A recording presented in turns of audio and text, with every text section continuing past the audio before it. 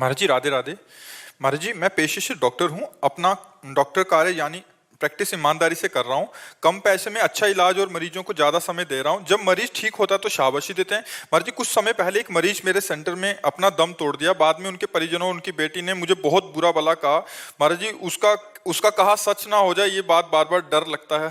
किसी के बुरा कहने से बुरा नहीं होता, अपने बुरा करने से अपना बुरा होता है। देखो आप डॉक्टर हो, आप भगवान तो हो नहीं कि आप बचा ही लोगे। अगर उसको मृत्यु लिखी है तो आप अपने अध्ययन के अनुसार कितना भी प्रयास कर लो, उसको मरेगा, वो वहीं मरेगा जहां लिखा है। जिस अस्पताल में, जिस वार्ड पर, जिस आसन पे लिखा है और जितने समय लिखा है वो वहीं जाके मरेगा। अब आपने प्रयास किया और बचा नहीं तो आपकी बात भगवान जानते हैं कि आपने अपनी तरफ से कोई कमी नहीं की। इसके बाद उसकी आयु पूरी थी तो उसको होना। अब ये संसारी लोग तो उनसे पूछो डॉक्टर कोई भगवान है क्या कि हम बचा ही लेंगे। मतलब मृत्यु से बचाने का उपाय नहीं है, रोग से बचाने का उपाय है। रोग से बचाने का उपाय ऑपरेशन करना, औषधि देना, लेकिन मृत्यु से बचा सके ऐसा कोई डॉक्टर नहीं कह सकता। कह सकता कोई डॉक्टर नहीं रोग से बचा लूंगा लेकिन मृत्यु से नहीं बचा लूंगा। अब जब मृत्यु हो जाती तो अज्ञानी लोग समझते हैं डॉक्टर का दोष है। कहीं ना कहीं किसी न किसी से कभी जैसे चूक हो गई तो लोग ये समझने लगते हैं कि सब डॉक्टर ऐसे ही हैं। ऐसा नहीं है। बहुत से हजारों डॉक्टर ऐसे हैं जो अगर ना होते तो दुर्गति हो जाती।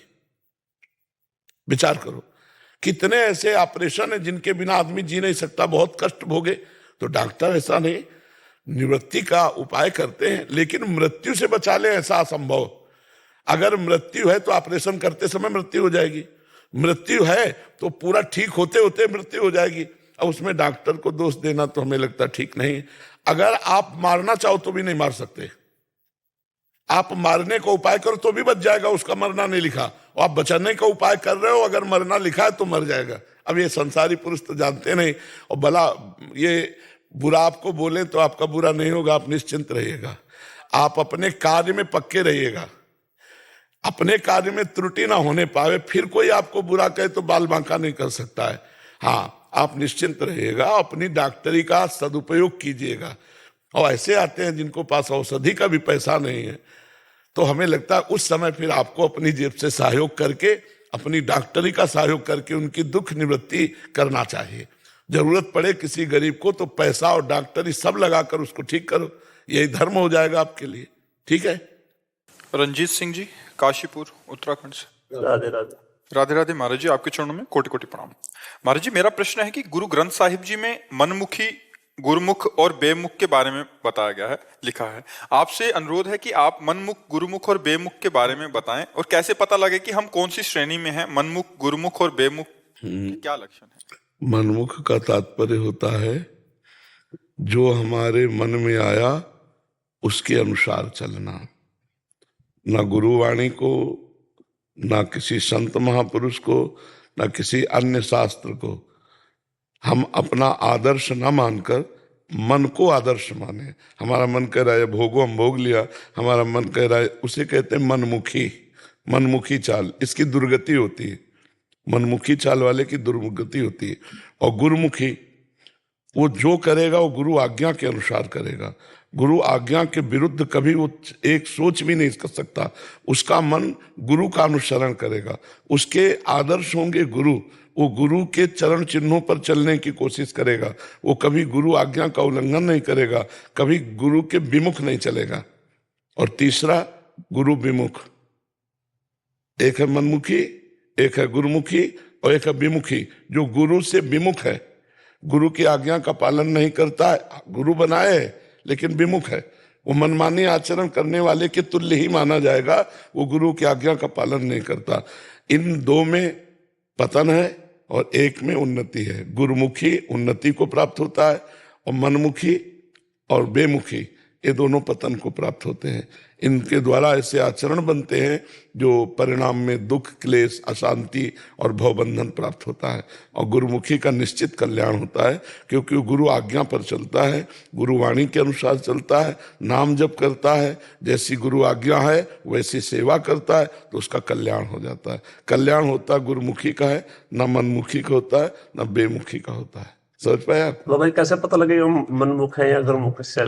अब ये देखना पड़ेगा ना कि आप अपने मन के अनुसार चलते हो, गुरु के विमुख होकर चलते हो, या गुरु के अनुसार चलते हो। ये आपको देखना होगा, आपको अपना न्यायाधीश बनना होगा, और आपको जांच करनी होगी कि आप गुरुमुखी भाव से चलते हैं या मनमुखी भाव से चलते हैं या बेमुखी भाव से चलते हैं। समझना पड़ेगा। जो गुरु ग्रंथ साहब हैं, गुरु वाणी ये हैं, उसके अनुसार नहीं चलोगे तो शांति नहीं मिलेगी। गुरु वाणी के अनुसार चलने वाले को निश्चित शांति मिलेगी, निश्चित उसको लक्ष्य की प्राप्ति होगी। तो आपके गुरु ग्रंथ साहब हैं, आप उनका गान कीजिए और उनके मर्मज्ञों से चर्चा कीजिए, जिससे पता चले। गुरु वाणी में दो बातें बहुत जोर की कही गई, एक तो नाम और दूसरा साधु सेवा। सेवा, हाँ सेवा, गुरु वाणी जो है वो सेवा, चाहे गुरु सेवा, चाहे समाज सेवा, चाहे गुरुद्वारे में सेवा, या चाहे व्यवहार में सेवा।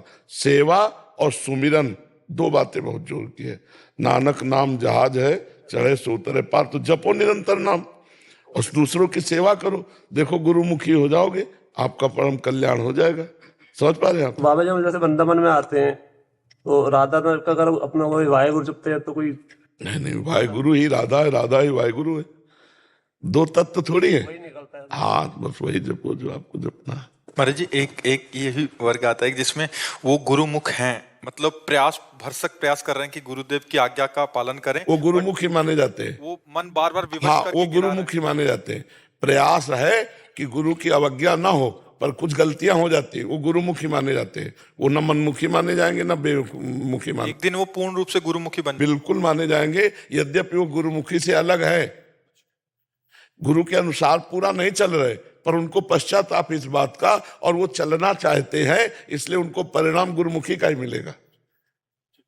एक है कि जानबूझकर, और एक है कि हम चलना चाहते पर चल नहीं पा रहे, तो उसे गुरुमुखी का ही परिणाम मिलेगा। महाराज जी, जैसे वो वीर महान जी रेसलिंग करते हैं ना, तो आप भी रेसलिंग करते थे। शैंकी सिंह नाम है जी मेरा। अच्छा, तो रिंकू राज भाई जी हैं, उनके साथ मैं था यूएस में। अच्छा, इकट्ठे रेसलिंग करते हैं। ठीक है तो मेरा एक सवाल भी था आपसे जी। जैसे मैं ना सफर करता हूँ बहुत अपने प्रोफेशनल को लेके, तो मम्मी पापा का थोड़ा रहता है मेरा लेके, तो मेरे दिमाग में भी आता है कि भाई अब थोड़े वो अभी बूढ़े हो रहे हैं, तो मेरे दिमाग में रहता है कि भाई वो कहते हैं मेरे हमारे साथ रहे। हाँ बिल्कुल ठीक। तो काम भी करना है मेरे को, तो हाँ, पर अब इसमें ऐसा आपको करना पड़ेगा कि अर्थ के द्वारा एक आदमी उनकी सेवा के लिए व्यवस्था करो और जल्दी जल्दी उनके समीप आ जाओ। ऐसा करना पड़ेगा, क्योंकि अर्थ के लिए, और मान लो भगवान ने आपको शरीर दिया है, तो इसका सदुपयोग हो, यश कीर्ति भी हो, यश कीर्ति भी हो और अर्थ भी प्राप्त हो, और माता पिता की भी सेवा हो। अब आप अमेरिका में बने रहो, वो बूढ़े यहाँ कष्ट पावे तो ही ठीक नहीं है। तो एक आदमी ऐसा जो पर्सनल कोई ऐसा कि वो सेवा उनकी करे, उसको अर्थ दे दो और जल्दी जल्दी आते जाते रहो, तो अच्छा रहेगा। ठीक है जी, वो टाइम से आपके दर्शन करने हो गए। राधे राधे। जय श्री राधे। महाराज जी, आपके चरणों में दंडवत प्रणाम।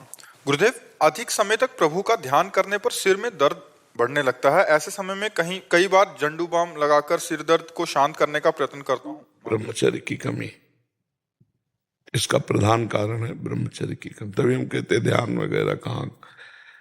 अच्छा, ध्यान में तो उल्टा होना चाहिए, अश्रु आने चाहिए, पुलकित होना चाहिए, गदगद कंठ नयन बहा नहीं रहा। दंपति रस रहे भीन, प्रिया प्रीतम का रूप का ध्यान कर रहे हैं या सिया राम जी का ध्यान कर रहे हैं, किसी का भी ध्यान कर रहे हैं, तो थोड़ी झांकी आने पर एकदम रो ना आए, शरीर की शुद्धि भूल जाए। सर दर्द काहे को? सर दर्द तो प्रपंच चिंतन में होता है, भगवत ध्यान में तो एकदम निर्मलता आती। तो अभी क्या है, हमारे अंग कमजोर हो गए। जैसे हमारे को स्मृति शक्ति चाहिए, हम आज्ञा चक्र पर एकदम ध्यान करें तो दर्द उत्पन्न हो जाता है, इसलिए कि हमने ब्रह्मचर्य को कहीं समय तक 3 घंटे तक लगातार करने पर होता है। 24 घंटे बच्चा ध्यान हो तो कोई फर्क नहीं पड़ेगा। पूरी रात ध्यान होता है, पूरे दिन ध्यान। और सही पूछो तो ध्यान से छूटा कब? उठते बैठते चलते फिरते खाते पीते सोते जागते हर समय वहीं रहा जाता है, इसी को ध्यान कहते हैं। पिय मूरति नयनन वसय तेहि रस रहाय समाय, ये लक्षण सुनि प्रेम के और न कछु सुहाय, और न कछु सुहाय। फिर अपने रसमातो कुटुम देह ते जाय, छूट सब ही विधि नातो। ओ रूप छके घूमत रहे तन को तनिक न भान, नारायण दृग जल भाई है प्रेम। अभी सही कनेक्शन नहीं हुआ। ब्रह्मचर्य पर थोड़ा ध्यान दो, क्योंकि आप हमें लगता है विरक्त भाव में हो। विरक्त भाव में, हाँ, तो ब्रह्मचर्य पर ध्यान दो। और नासाग्र दृष्टि पहले रखना सीखो। करते हो नासाग्र दृष्टि? जी, अंदर भ्रकुटी के मध्य है? भ्रकुटी के मध्य ध्यान लगता। यहाँ पहले नहीं, वो पहले हम क्या करें, पहले नासाग्र दृष्टि सीखो, करो। हाँ, अब जब यहां दृष्टि रखोगे तो जोर यहां लगेगा आज्ञा चक्र पे, और इसे बर्दाश्त करो। और यहां लिखो, अपने इष्ट का नाम लिखो। लिखा? आंख मुंदनी नहीं बच्चा, आंख मुंदनी नहीं है, अर्ध निमीलित ऐसे, पलक नहीं झपकनी, नासाग्र दृष्टि रखनी है। और यही हम लिख रहे हैं नाम, और इसी को हम देख रहे हैं, इसी को पढ़ रहे हैं। इससे क्या होगा कि आपका आज्ञा चक्र बलवान हो जाएगा, एकाग्रता बलवान हो जाएगी। और ब्रह्मचर्य से कोई अन्य दोष, मोबाइल रखते हो? जी, बहुत बड़ा, मतलब ये मोबाइल बहुत बड़ा दोष है, बहुत बड़ा दोष है, क्योंकि इसमें हम सब कुछ देख सकते हैं। और जब हमारा एकांत में मन चंचल होता है तो एक बार राउंड मारता है। अब वो पहले है कि अपने पास कोई सामग्री है नहीं, तो राउंड मारा, फिर राधे श्याम सीताराम कह के उसको रोक लिया। अब मोबाइल है, तो बच्चा इसमें तो बहुत है कंट्रोल रखना पड़ेगा। मोबाइल, और आप उस पास में, आपके पास पूरा इतिहास रखा है, विश्व का पूरा इतिहास है, जो चाहो खोल के देख लो। तो हमें लगता है बच्चा ध्यान से जाने के पहले ध्यान के विक्षेप पर ध्यान दो। ये बहुत बड़ा विक्षेप है, आवरण मल विक्षेप, ये ध्यान की बाधाएं हैं। विक्षेप जो है ये बार बार मोबाइल, और संपर्क सूत्र भी होंगे जी, है ना, तो ये बहुत खतरनाक। बहुत, हमें आज तक हमें मोबाइल चलाना नहीं आता, और हम इससे ऐसे डरते जैसे करिया सांप से डरे। अरे भैया, तो पहली बात तो मोबाइल से उतना ही प्रयोग करो जितनी अत्यंत आवश्यकता है। इससे अच्छी भी बात है कि आप सत्संग सुन सकते हो, आप आवश्यक सूचना दे सकते हो, इससे अच्छी भी बात है। तो गुण दोष में पूरी सृष्टि रची गई है, उसका गुण ग्रहण कर ले, दोष का त्याग कर दे। हमें लगता है अपने काम करने के बाद इसको स्विच ऑफ करके रख देना चाहिए नियम पूर्वक। एकांत में तो कभी खोलना ही नहीं चाहिए। साधक को मतलब है बहुत कठिन। जैसे आप भूखे हो और बढ़िया 56 भोग की खुशबू आ रही हो बगल में, और कह दे खाना नहीं, तो खाओगे भले नहीं, लेकिन हर समय मन उसी में लगा रहेगा। ऐसे ही मोबाइल है, जो चाहो देख सकते हो, जो चाहो आप सुन सकते हो। तो साधक के लिए तो बहुत खतरनाक चीज है, भगवान बचावे और साधक बचे इससे। दूसरी बात, बच्चा भोजन सात्विक हो। तीसरी बात, आसन में बैठने का अभ्यास हो, पद्मासन, सिद्धासन। सिद्धासन जानते हो? है पद्मासन, ध्यान के लिए सिद्धासन बहुत सरल होता है। सिद्धासन जानते हो? है कैसे होता है? गुदाद्वार और मूत्रेंद्री के बीच में रखा जाता है बाई एड़ी, और दाहिनी एड़ी मूत्रेंद्री के ऊपर जाकर के लगेगी, और दोनों के पंजे दोनों में ऐसे धसे होंगे। लगाया कभी? हाँ, तो इसीलिए पद्मासन द्वितीय है, प्रथम सिद्धासन है। ध्यान के लिए सिद्धासन श्रेष्ठ है, और मंत्र सुमिरन समाधि के लिए पद्मासन श्रेष्ठ है। ब्रह्मचर्य से रहो, पवित्र भोजन करो, मोबाइल का दुरुपयोग न करो, और किसी से व्यवहार न रखो। अभी तो नई अवस्था है एकदम, बहुत सात्विक साधुता, बहुत सात्विक की है, ठीक है।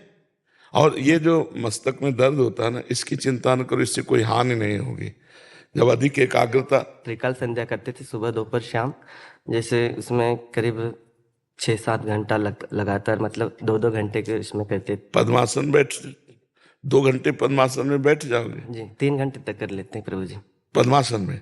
हाँ, तो अच्छा अभ्यास, धीरे धीरे और बढ़ाओ। बार बार या प्रभु। गायत्री जपते हैं संध्या में गायत्री?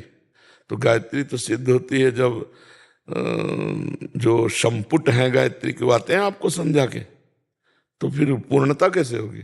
सुमुखम संपुटम चैव विततम विस्तृतम तथा द्विमुखम त्रिमुखम चैव चतुष्पंचमुखम तथा खड्मुखो अधोमुखम व्याकांजलिकम तथा सकटम यम पासम च ग्रंथितम चोन्मोन्मुखम प्रलम्बम मुष्टिकम चैव मत्स्याकूर्मो वाराहका सिंहाकांतम महाकांतम मुग्धरम पल्लवम तथा एता मुद्रास चतुर्विंशत।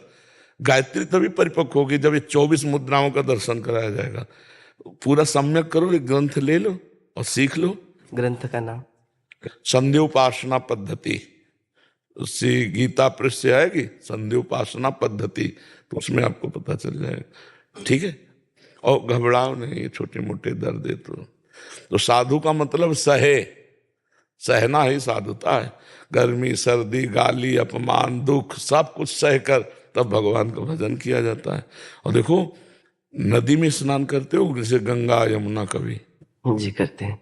अगर नजदीक हो तो रोज स्नान करा। नजदीक तो नहीं है। अच्छा, तो अमावस पूर्णिमा तो चले ही जाया करो। कोई सरोवर, कोई झील, कोई नदी, खुले जल में स्नान करने से साधु को बल मिलता है, अध्यात्म बल की पुष्टता होती है, जैसे गंगा यमुना है। मात्रा स्पर्शास्तु कौन्ते शीतोष्ण सुख दुखदा आगमा पाइनो नित्यास्तास्तितिक्षस्व भारत। गर्मी सर्दी अनुकूलता प्रतिकूलता सब चीज है, सब कुछ सहे और कुछ न कहे, न भगवान से न किसी से, कभी किसी से मंगबो भलो न बाप सो जो प्रभु राखे टेक। भगवान का भरोसा। जवान हो इसलिए तो थोड़ा हम कठिन बात कह रहे हैं।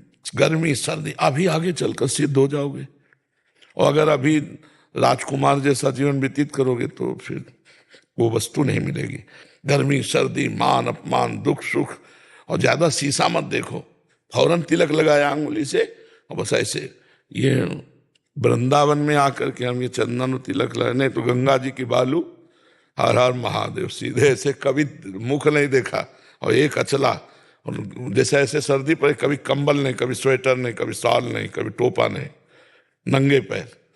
अब एक कि भगवान दूसरा सेवा दे दी है, समाज सेवा, तो अब जैसे चलावे, नहीं तो पहले अपना कल्याण करे फिर जग का कल्याण स्वयं होगा। पहले अपना कल्याण कर ले, पहले अपना ज्ञान दूर कर ले, फिर दूसरों का ज्ञान दूर। बहुत अच्छे सौभाग्यशाली हो जो भगवान के मार्ग में चल रहे हो, और बढ़िया आसपास छेद बंद कर लो और अच्छे महात्मा बनो। ठीक है।